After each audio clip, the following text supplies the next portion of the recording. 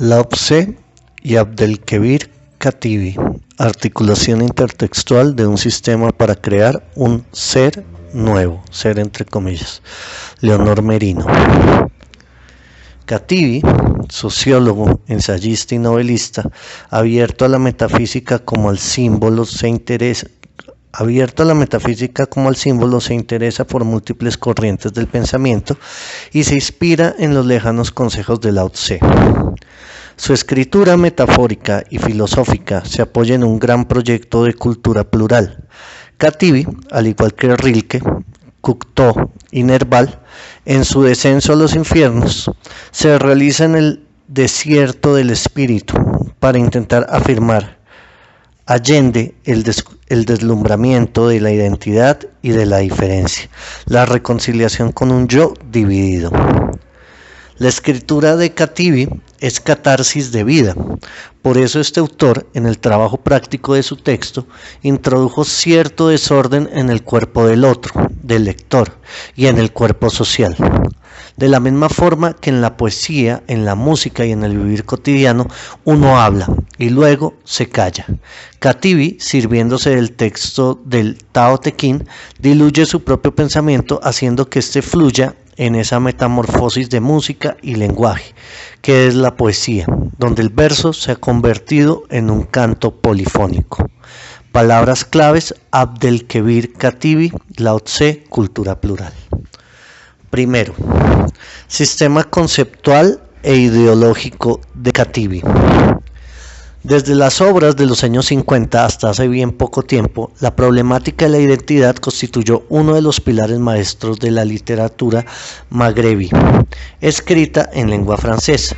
La pregunta desgarradora de ¿quién soy?, que se han planteado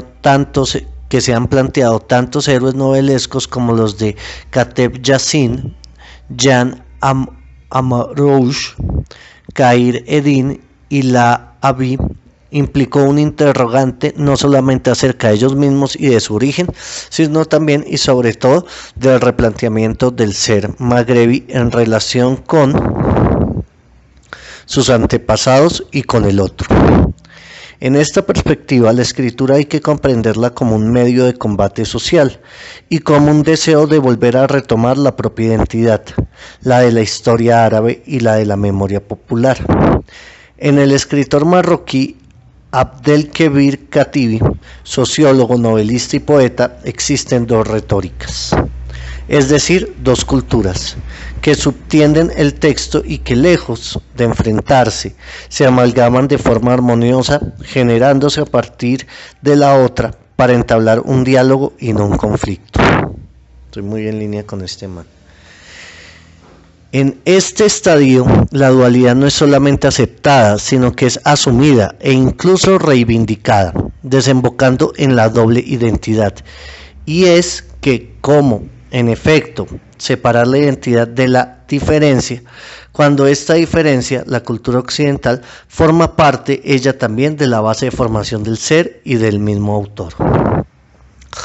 A toda pregunta fundamental sobre el ser, la identidad y la diferencia, que entabla el diálogo y el futuro de la nación árabe con el resto del mundo, la obra de Abdelkebir Katibi, así como sus artículos y entrevistas, aportan una nueva forma de ver el problema y una visión original del hombre y del universo. Pero, ¿desde qué lugar de la herida reivindica Katibi el derecho a la diferencia? ¿De qué diferencia se trata en realidad? ¿Cuál es su fundamento principal, su finalidad y su real pulsión? Son muy diversas las voces que se dejan oír en la obra de Katibi: la del Corán, la de los mitos árabes y musulmanes, la de los ancestros bereberes y judíos, y la del extranjero europeo. Voces que hablan en la violencia, por lo que, a través de ella, es cuando hay que elaborar una síntesis nueva. Luego hay que interrogarse de nuevo: ¿qué hombre nuevo nacerá de todas esas subversiones a las que se entrega el escritor? Nos habla de tres grandes violencias, de grande revolución, de hacer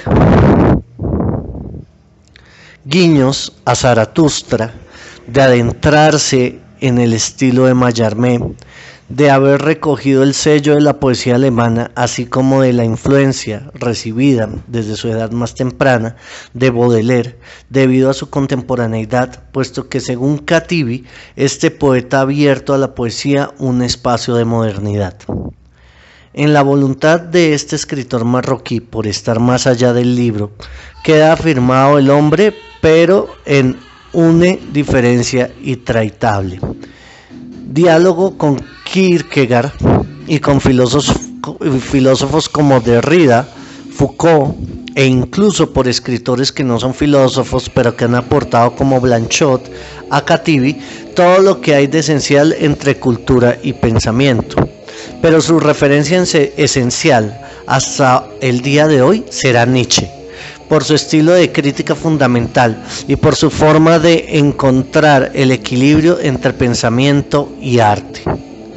Diálogo nietzscheano y parodia del Corán en Le Lecture de classe à la manière taoïste. He aquí los motivos esenciales de un interrogante infinito y problemático, frente al que no se puede quedar indiferente cuando se aborda la obra de Khattibi. Su gran originalidad reside en la simetría cristalina de la identidad reinscrita en la base del tejido textual, en Le Lecture de classe à la manière taoïste, donde la escritura se convierte en el supremo lugar de la euforia y del placer, pero también en el espacio órfico del exilio y de la vacuidad, que no es símbolo del abismo y de la nada, sino emblema de plenitud y promesa de fecundidad. En la obra de Khattibi hay que replantearse los signos de una temática obsesiva, la reversalidad ontológica, incluso cosmogónica del ser y del no ser, de la vida y de la muerte, de uno mismo y del otro, a partir de ciertos textos unidos por la dinámica interna de una intertextualidad explícita o implícita y de un auténtico alcance común. Ahí está uno de los ejes principales alrededor del cual se articula, como en un juego de espejos, dicha dualidad vibrátil, de la que se desvela las primicias desde su obra La Memorie tatouée, un corps à corps, con las palabras en su miroitement le plus trouble, y que se vuelve a encontrar en el texto de Le Lecture à classe de la manière taoïste. Bueno, toca traducir eso. Y es que toda la obra de Khattibi pone en juego un cierto número de sistemas significantes que el autor desvela y pone en crisis. Signos de la identidad reconocida y asumida. Identidad del yo cómplice con los valores que hay que socavar. Signos de la diferencia que ha desposeído a través de la historia al ser magrebí, que lucha por aprender esas interferencias. Esta empresa revolucionaria de construcción de los polos de atracción de la historia real y mítica magrebí, al tomar un aspecto anarquista, logrará un reverso positivo. Entonces, ¿cómo se definirá esta búsqueda? Únicamente por el rechazo categórico de todo pensamiento irreductible y fosilizado, bien sea de orden teológico, político o metafísico, y adoptando una filosofía radicalmente diferente que beba de múltiples y variados horizontes, pero complementarios, debido a sus articulaciones profundas e ilimitadas, como Khattibi lo ha hecho, bebiendo de Marx, Nietzsche, Heidegger, Freud, del taoísmo y del nomadismo árabe. En toda esa conjugación de saberes es donde reside lo que caracteriza la intersemiótica de Khattibi, su doble proyecto. Ahí anoto intersemiótica.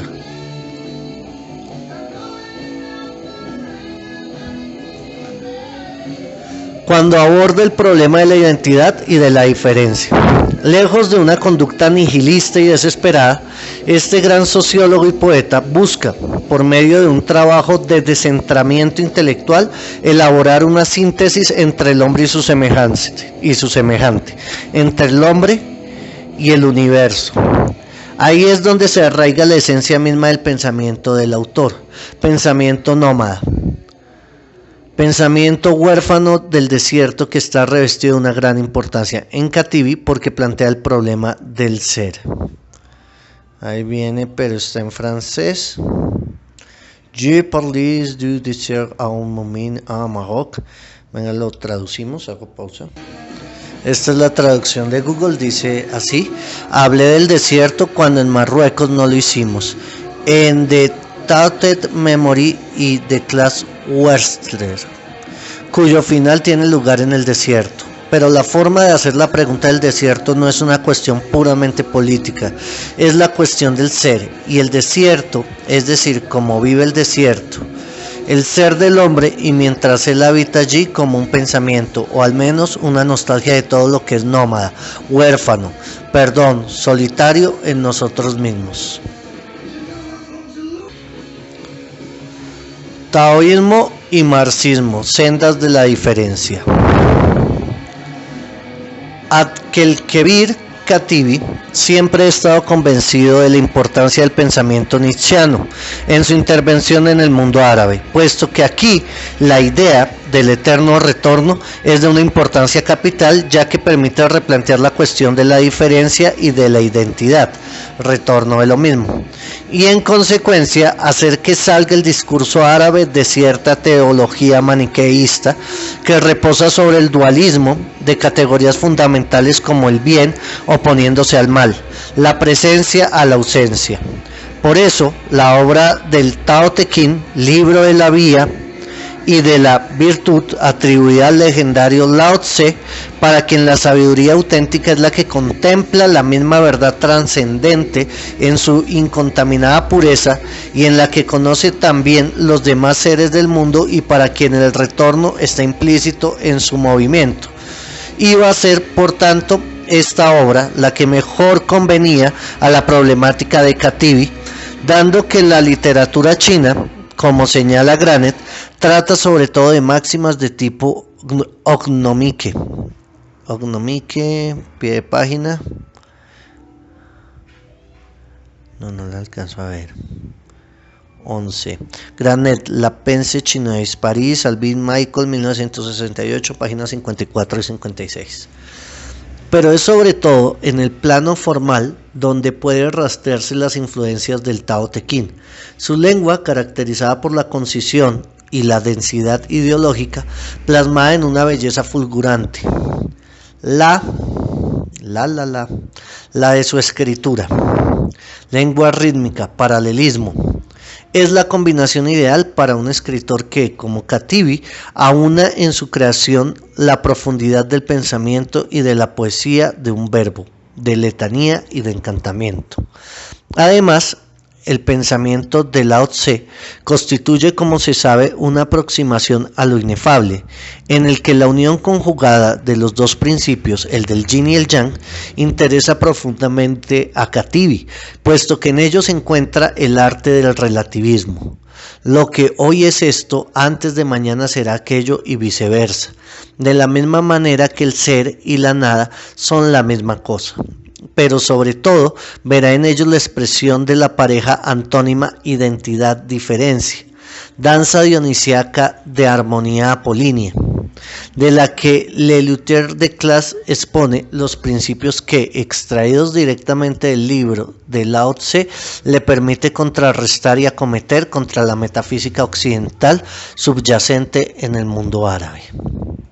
En efecto, esa síntesis entre lo discursivo y lo poético, que es el Tao Te Ching, brinda a nuestro autor los componentes formales de su obra, Le Lecture de Classe à la manière taoïste, en la que su análisis crítico no ha sido posible más que haciendo que intervengan dos formas de pensar radicalmente diferentes, el taoísmo y el marxismo.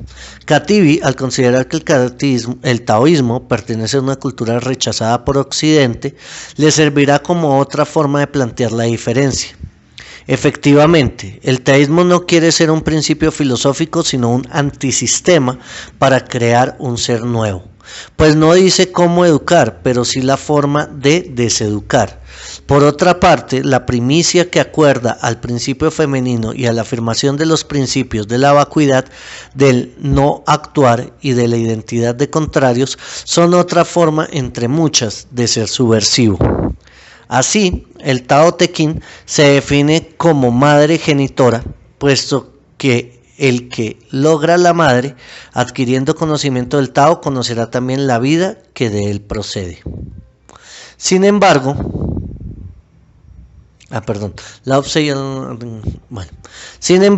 cuando se hace referencia al Tao, se emplea el masculino, pero en esencia es una entidad principalmente femenina que ejerce gran seducción sobre los seres, que es el vacío, la inacción y que se acantona en la actuación, donde reside la pasividad femenina que queda preservada en el seno de su ser viril. De ahí que el sabio chino afirma la primicia de lo femenino sobre lo masculino hacia el siglo VI antes de Jesucristo. Conoce lo masculino, adhiérete a lo femenino, sé el barranco del mundo. 28. Y como enseñanza de esta invitación, Kativi medita precisamente sobre la diferencia de sexos. Sé hombre, sé mujer, sé andrógeno. Cada término enlaza los dos centros. El vacío que los une provoca tu goce.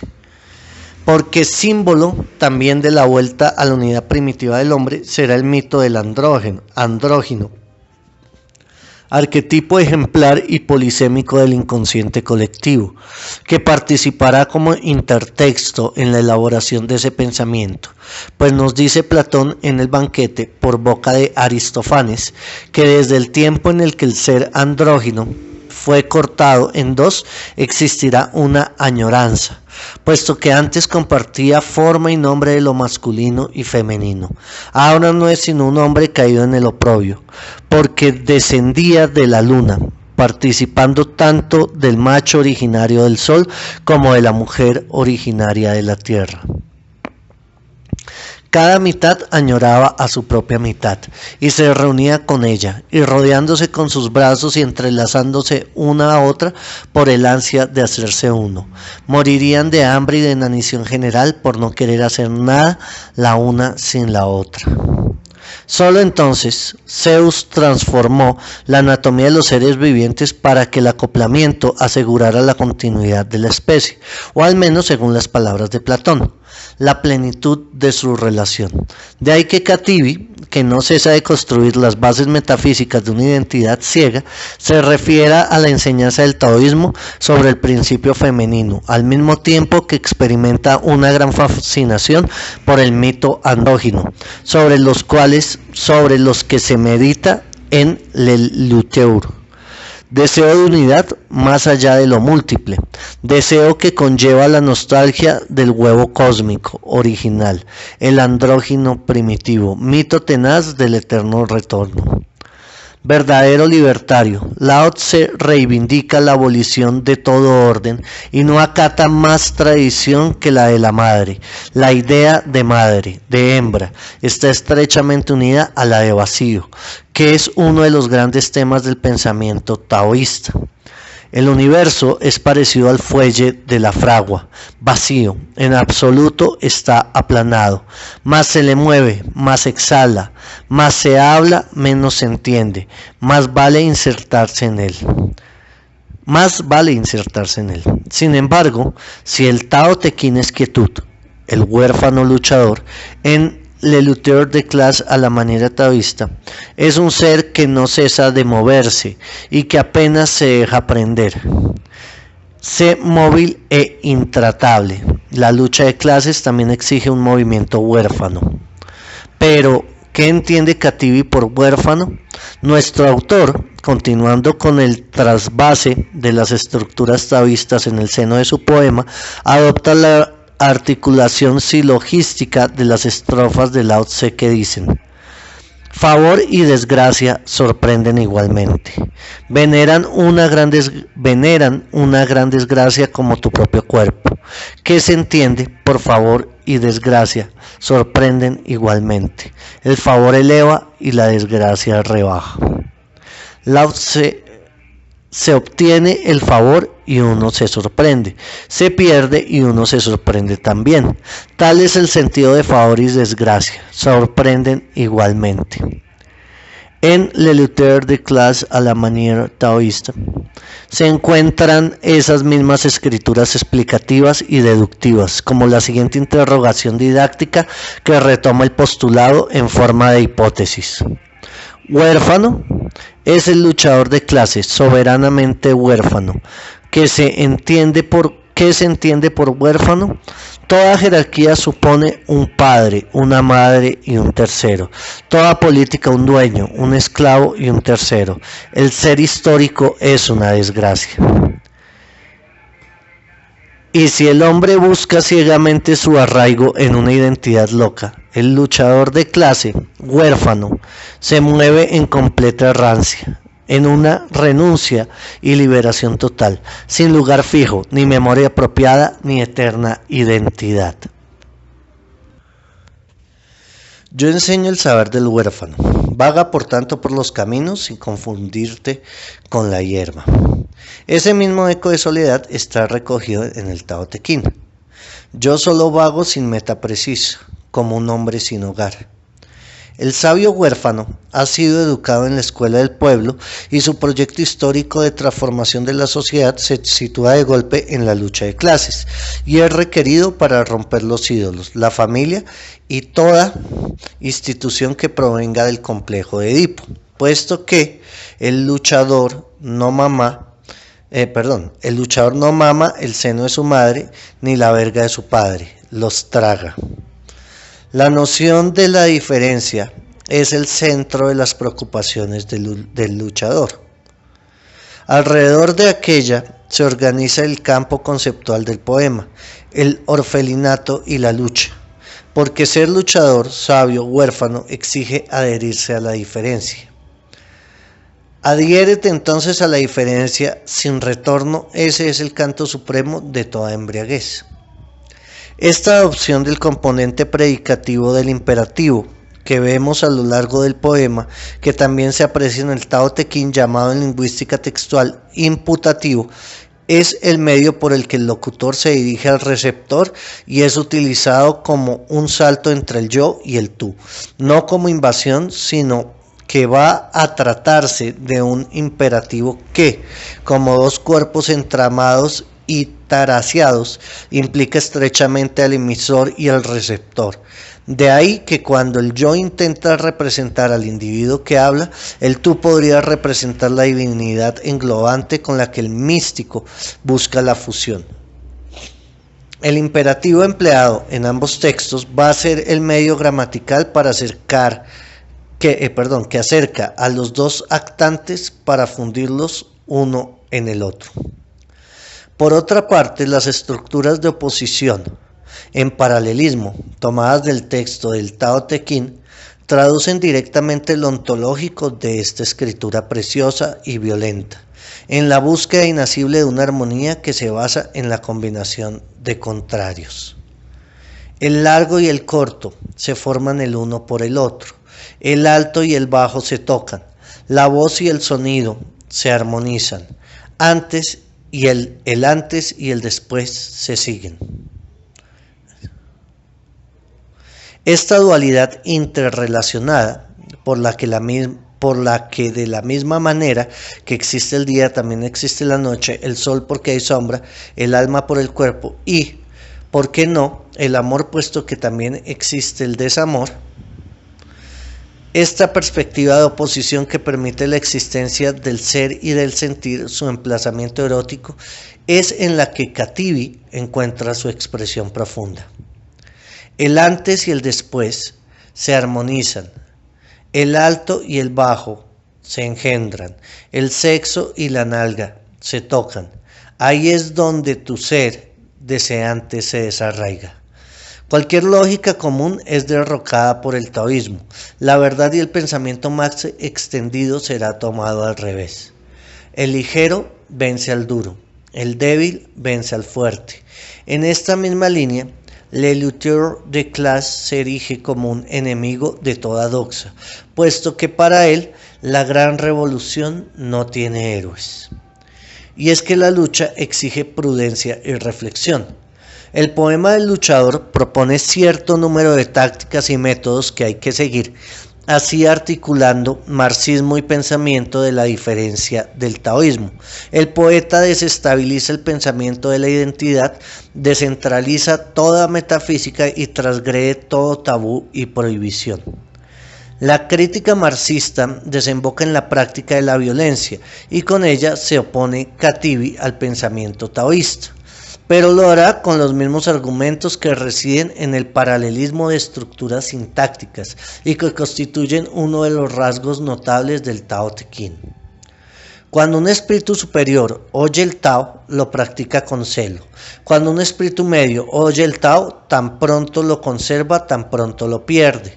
Cuando un espíritu inferior oye el Tao, ríe carcajadas. Si no se riera el Tao, no sería Tao. Estructuras que volvemos a encontrar en Khatibí. Cuando un revolucionario lee a Marx, lo practica con vigilancia. Cuando un liberal lee a Marx, tan pronto lo conserva, tan pronto lo olvida. Cuando un fascista lee a Marx, se ríe a carcajadas. Si no riera, no sería Marx. Pero, ¿dónde reside la originalidad de nuestro autor? Al imitar al Tao chino, es que aunque se bañe en ese pensamiento y en el empleo de su mismo funcionamiento que tiende hacia el arcano, manifestado en el nivel del lenguaje por el empleo de fórmulas densas, concisas, que cristalizan a veces en máximas enigmáticas. ¿Puedes abrir y cerrar las celestes puertas representando el papel femenino? ¿O bien, ¿es la forma sin forma y la imagen sin imagen? Sin embargo, Khatibí, retomando ese procedimiento aforístico, lo guía hacia una expresión poética donde la estrofa misteriosamente se exfolia en símbolo y canto. El destino se separa como una flor de cristal. Exilio bajo la lluvia, rojo relampagueo, luciérnagas, lágrimas de jade. Juego de esa combinatoria escritural que se va a inscribir en el texto con vocablos de danza, coito y giratorio. Desplaza tu cuerpo en el placer del otro y aúna en tu danza el hálito astral. Esa misma búsqueda de la armonía en la conjugación de fuerzas de un movimiento rítmico, cual agua en movimiento en el interior de un recipiente sin salirse jamás, será también la de Tao. Ignora la unión del macho y de la hembra, pero su miembro viril se alza, de tan plena que es su vitalidad, de tan perfecta que es su armonía. En ambos textos existen numerosas estructuras cercanas al encantamiento, y serán esas estructuras de tipo anafórico las que recorren a ambos y que por la repetición de las mismas formas gramaticales crean un ritmo particular. Cuando este ritmo se enlaza con el imperativo, el texto se sitúa en una prosa que es vehículo de un hechizo, reencuentro de un tipo de lenguaje próximo a la oración y a la expresión mística, articulación discursiva, aforismos poéticos, ritmo respiratorio o vascular transformado por la emoción. Afecto y pasión son las bases de la estructura esencial de esta obra original que se alimenta de las fuentes del Tao, en la que subyace la íntima realidad del poeta, que recoge del Tao su milenaria retórica y el recuerdo de los antepasados. Los sabios perfectos de la antigüedad eran móviles como el hielo a punto de fundirse, concentrados como el bloque de madera bruta, extendidos como el valle, confusos como el agua fangosa. Khatibí, aunque también recoge este pensamiento, nos invita sin embargo a un discurso sobre nuestro tiempo. Imitando el estilo de los antiguos, desfiguró su moral, alterando su voz, desglosa el origen. Y de la misma forma que el Tai Chi conjuga armoniosamente el yin y el yang, Khatibí sueña con superar el maniqueísmo irreductible que preside la reivindicación de la identidad. Sabiendo aunar armónicamente esas tensiones, parece querer decirnos, el escritor, en la superación constante de uno mismo, insertamos en el cosmos, insertémonos en el cosmos, abandonemos toda pretensión a existir por nosotros mismos, vaciémonos de nuestro yo, seamos felices como la piedra inerte pero fecundos como la tierra, en la apertura infinita hacia la noción del hombre completo. Identidad, diferencia. Dos palabras para nombrar el mismo nudo. Desatar esas palabras es trazar una espiral. Trazar en su cuerpo una elástica espiral. Es moverse en el exilio, salvajemente exiliarse en el otro. Es abrirse a la diferencia sin retorno.